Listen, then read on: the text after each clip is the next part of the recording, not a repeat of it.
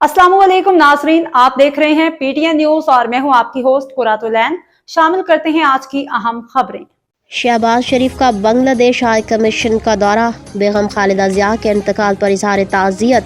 इस्लामाबाद। वज़ीर आज़म मोहम्मद शहबाज शरीफ ने बांग्लादेश के साबिक वज़ीर आज़म और बांग्लादेश नेशनलिस्ट पार्टी की चेयरपर्सन बेगम खालिदा जिया के इंतकाल पर इजहार ताज़ियत के लिए अवामी जमहूरिया बांग्लादेश के हाई कमीशन का दौरा किया।